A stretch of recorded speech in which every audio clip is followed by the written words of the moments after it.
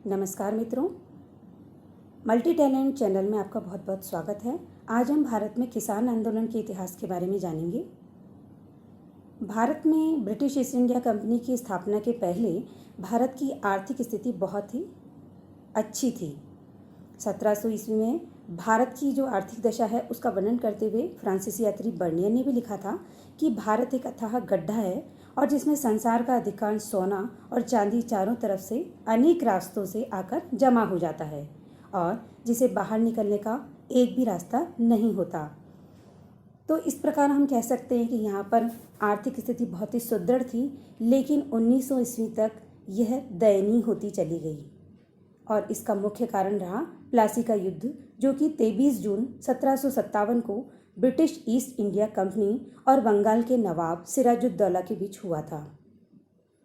यह युद्ध नदिया जिले में गंगा नदी के किनारे प्लासी नामक स्थान पर हुआ और सिराजुद्दौला को षड्यंत्र रचकर मीर जाफर के द्वारा मार दिया गया और यहीं से आरंभ हुआ भारत में दासता का युग। भारत में निर्धनता बढ़ने का एक और कारण था कि 18वीं शताब्दी में इंग्लैंड ने उद्योगों को सुरक्षित रखने के लिए भारत में जो बनी हुई वस्तुएं थीं उनकी आयात पर प्रतिबंध लगा दिया था। लेकिन बाद में 1813 ईस्वी के चार्टर एक्ट के द्वारा इंग्लैंड के निजी व्यापारियों को भी भारत में व्यापार करने की छूट प्रदान की। इसका परिणाम यह हुआ कि जो इंग्लैंड में निर्मित माल था वह भारत में आने लगा और भारत में जो निर्मित वस्त्र थे, कुटीर उद्योग थे, उनके निर्यात में बहुत ज़्यादा कमी हो गई और उसके स्थान पर भारत से जो कच्चा माल था उसका निर्यात बढ़ने लगा और इसी कारण भारत में औद्योगिक विकास पिछड़ता चला गया और यहाँ के उद्योग धंधों का नाश हो गया। भारत में किसानों की आर्थिक स्थिति बिगड़ने का सबसे बड़ा कारण था अंग्रेजों की लूट की नीति।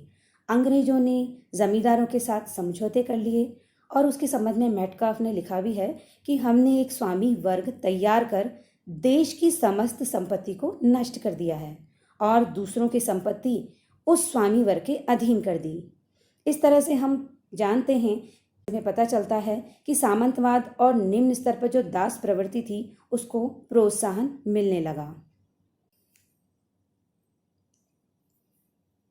अंग्रेजी शासनकाल में सामंत अत्यधिक विलासी हो गए और उन्होंने किसानों का शोषण आरंभ कर दिया।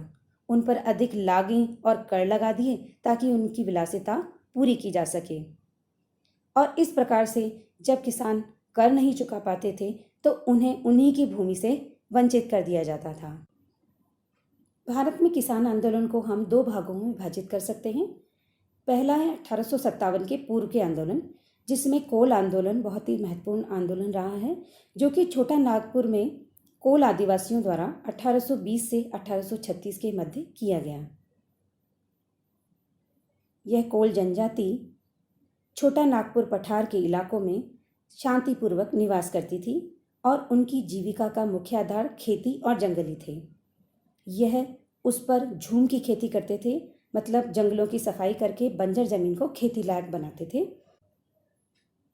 जब स्थायी बंदोबस्त किया गया तो इस क्षेत्र में नए जमींदार और महाजनों का वर्ग उभर कर सामने आया और इन्हीं के कारण कोल जनजाति का आर्थिक शोषण आरंभ हो गया। अगर वह लगान या रकम अदा नहीं कर पाते थे तो उनकी जमीन नीलाम कर दी जाती थी और बाद में उनको बेगारी भी करनी पड़ती थी।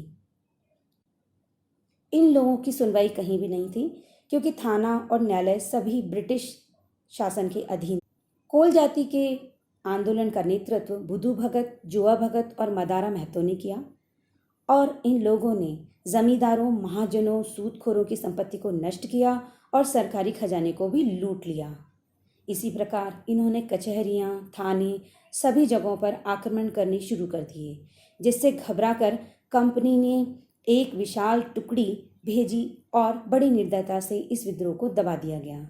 हालांकि इस आंदोलन में बड़ी संख्या में कोल मारे गए क्योंकि उनके पास अपने पारंपरिक हथियार थे और वह उससे अंग्रेजों की सेना का सामना नहीं कर सकते थे। लेकिन पूर्वी भारत में शोषण के विरुद्ध कोलों ने संगठित रूप में इस प्रकार से सरकार के विरुद्ध सशस्त्र आंदोलन किया और जिसके कारण अन्य जगहों पर भी आंदोलनों को प्रेरणा मिली। तो आज हमने कोल आंदोलन के बारे में जाना। मैं अगले वीडियो में संथाल आंदोलन के बारे में आपको विस्तृत जानकारी दूंगी। अगर आपको मेरा चैनल पसंद आया तो प्लीज़ इसे सब्सक्राइब कीजिए, लाइक कीजिए और शेयर कीजिए। जय हिंद, जय भारत।